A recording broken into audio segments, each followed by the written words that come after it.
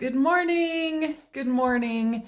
Okay, guys, I've got a great one for you today. So, if you were to answer the question, what is the opposite of depression?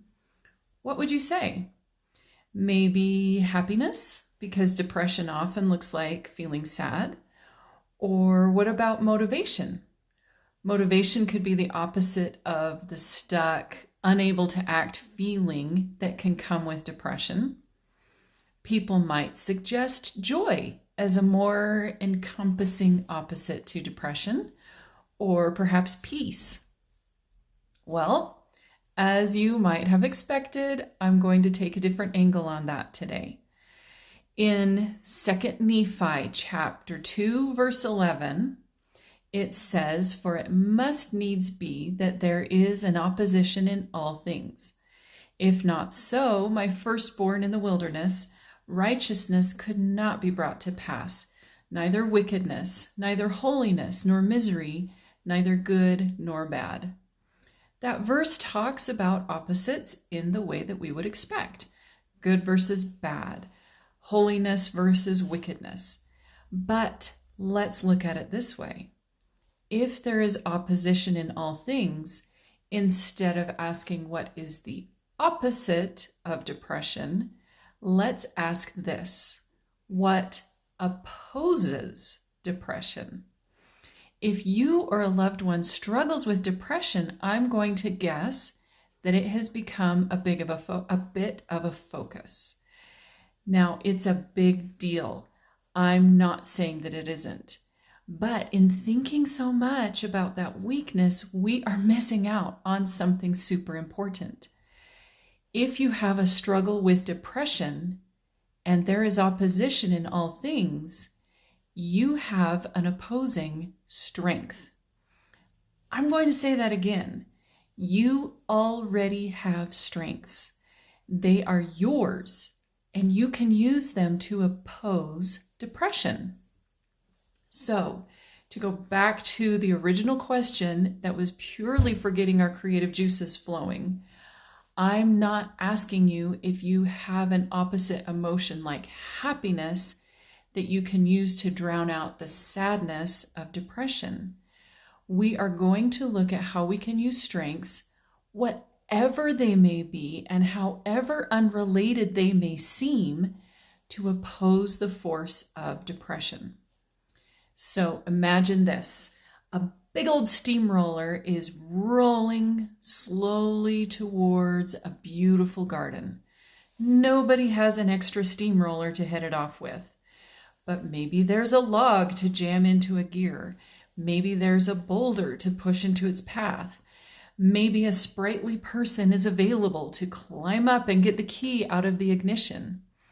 This is easily the least realistic analogy I've ever given, but the point is that an exact opposite to the problem, like another great big steamroller, is not what is required.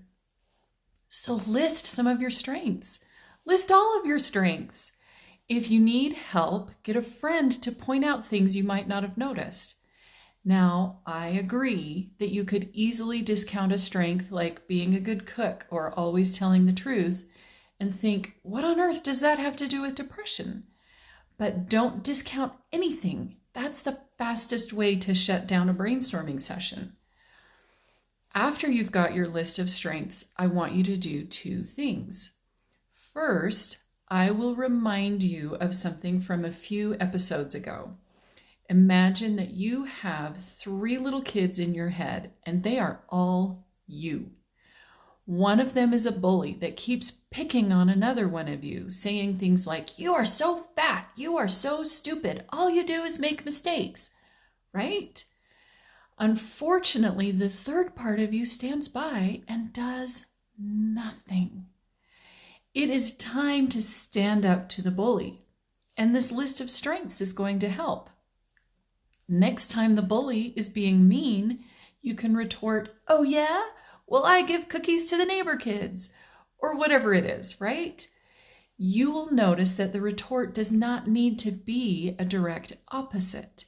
If your negative thought is, I just keep making mistakes. Your playground retort can be, hey, shut up. I say nice things to the cashier at the grocery store. So a strength like we just mentioned, gratitude, is something that we would list as an opposite. So, okay, losing my place in my notes here. A strength like gratitude is not something that we would list as being an opposite of depression. But you can absolutely use gratitude as a way to oppose depression. And that reminds me of the little wolf story that we've always heard.